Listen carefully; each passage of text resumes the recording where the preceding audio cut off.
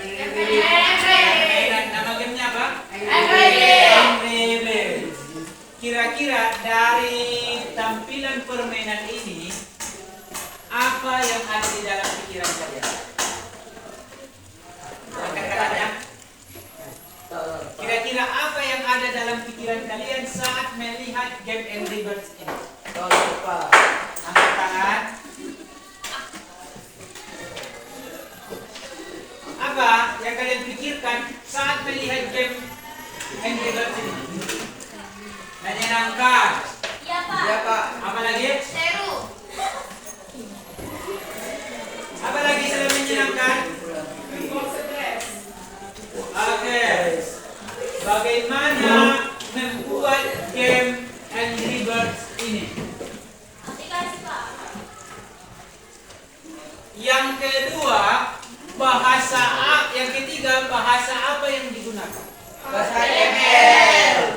Enggak. Kalau HTML itu bukan yang Bapak sebutkan tadi, bukan apa?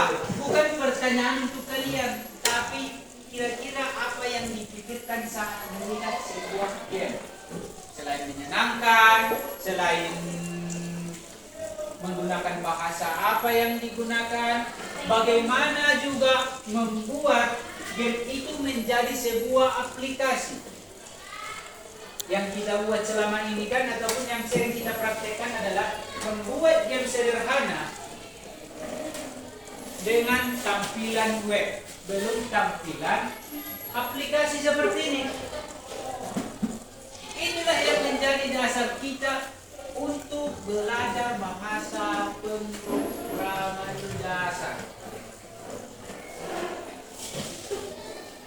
Oke, seperti yang kalian lihat di depan ini permainannya bukan lagi desain grafis sederhana, tapi sudah menggunakan,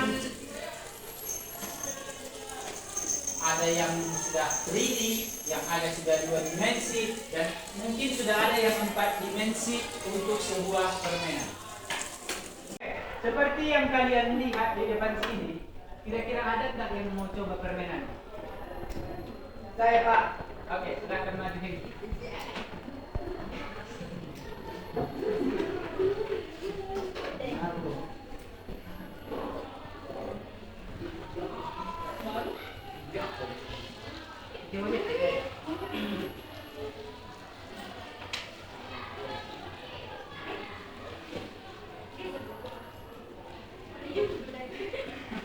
Kalian diam.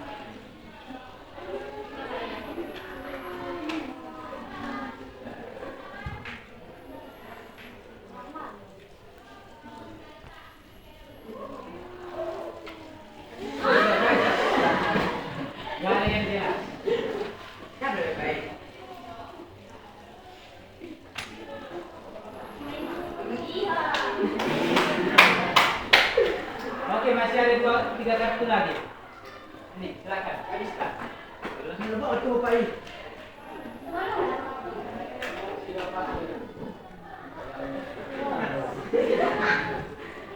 Oke, silakan dulu. Kasih tepuk tangan dulu untuk kegagalan.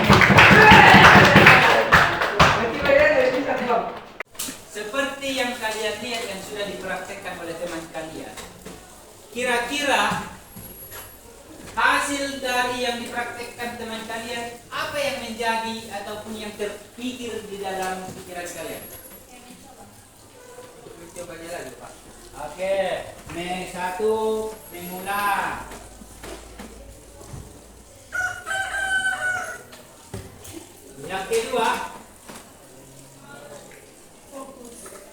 Yang kedua yaitu berpikir kritis. Berpikir kritis bagaimana menyelesaikan step tantangan yang ada pada permainan Angry Birds. Seperti yang kalian lihat, ada di sini portal warna ungu, portal masuk dan portal keluar.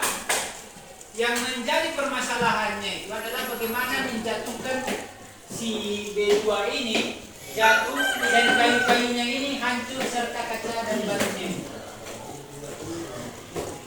Tapi perlu kita perhatikan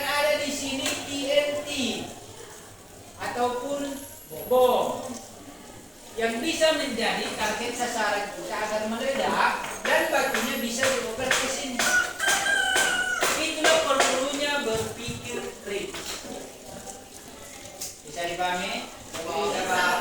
Oke, selanjutnya Bapak akan tunjuk 3 orang untuk membuat game sederhana menggunakan Canva.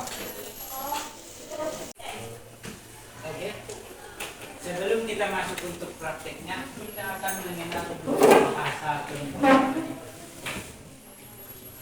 Ada beberapa contoh bahasa pemrograman di sini. Yang pertama, kita akan melihat dulu beberapa kelebihan bahasa pemrograman kecerdasan artifisial itu. Jika menggunakan bahasa pemrograman Python, maka pilihan utama karena kemudahan pengguna. Jika ingin menggunakan C++, unggul dalam aplikasi yang memiliki kebutuhan performa tinggi. Jika ingin menggunakan Java, banyak digunakan di lingkungan perusahaan. Dan jika ingin menggunakan bahasa R, efektif untuk analisis statistik yang mendalam pada visualisasi data. Dan jika ingin menggunakan bahasa JavaScript, populer karena integrasi kecerdasan artifisial pada aplikasi web yang dinamis dan responsif.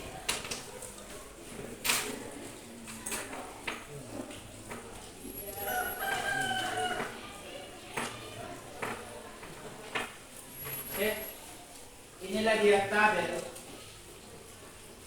kelebihan bahasa pemrograman pada kecerdasan artifisial pada setiap bahasa. Contohnya Python tadi adalah kemudahan pengguna dan kelengkapan pustaka. Atau menggunakan bahasa Java, yaitu tentang stabilitas dan skalabilitas.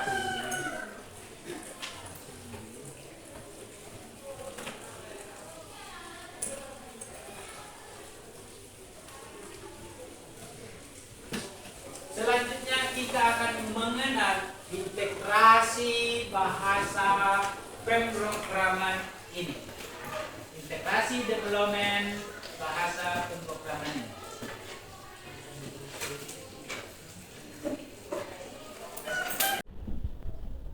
Pernah nggak kalian melihat tampilan ini? Ada yang sudah pernah lihat? Ada yang sudah pernah lihat? Inilah salah satu development yang terhubung ke bahasa pemrograman yang kita sebutkan, yaitu Visual Studio Code. Di dalam Visual Studio Code ini kita bisa menggunakan bahasa Python, bahasa HTML, Java, CSS, dan semua bahasa-bahasa yang lain dengan cara mendownload lalu menggunakan bahasa yang kita download. Selanjutnya, Bapak akan pilih 3 orang untuk maju ke depan, membuat game sederhana dulu ya, dengan menggunakan atau memanfaatkan kecerdasan artifisial. Silakan maju dipraktekkan, contohkan satu bahasa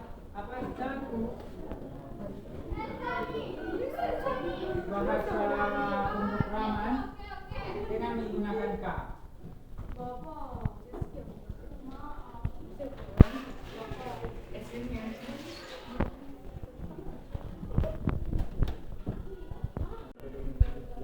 Seperti yang kalian lihat, di mana di sini kecerdasan artifisialnya sedang membuat kode atas perintah yang diberikan oleh si Sanda. Mari kita tunggu sama-sama bagaimana hasil game yang diminta oleh si Sanda ini.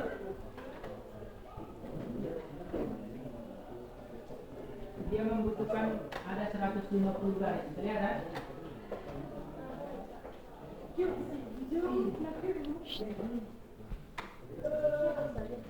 Sudah 220 baris kode yang diberikan. Pasti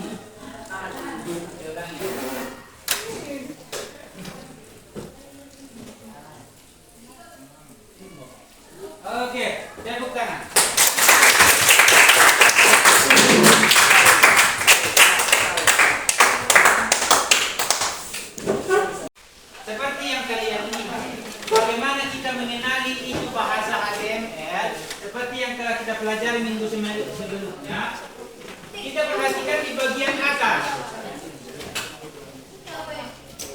Oke, perhatikan di bagian atas.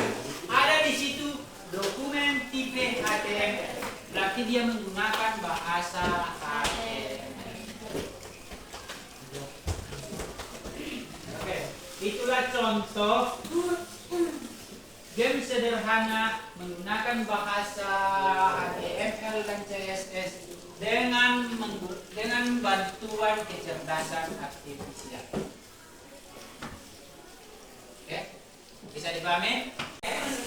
Seperti yang kalian lihat, hasil dari bantuan kecerdasan artifisial bahasa pemrograman ini, kira-kira ada yang mau bertanya?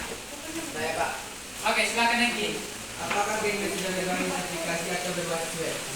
Oke, seperti yang kalian lihat, hasil yang dibuat oleh si Sandar ini masih berbasis web. Kenapa dikatakan dia berbasis web? Karena dia masih dibuka menggunakan aplikasi pencarian, baik itu nanti Google, Firefox, ataupun internet. Kalau dia sudah berbasis aplikasi, maka dia nanti muncul jadi bentuk icon. Oke, seperti yang di sini. Ini sudah berbasis aplikasi. Ini semua berbasis aplikasi. Disertai dengan ikonnya yang sudah jadi. Dan bahasa HTML ini sangat mendukung untuk menggunakan masih berbasis web. Makanya yang dihasilkan masih berbasis web. Bisa dipahami? Bisa, Pak. Dari pembelajaran kita hari ini adalah yang pertama, bagaimana kita berpikir kritis. Berpikir kritis ini bukan hanya sekedar memikirkan ke depan,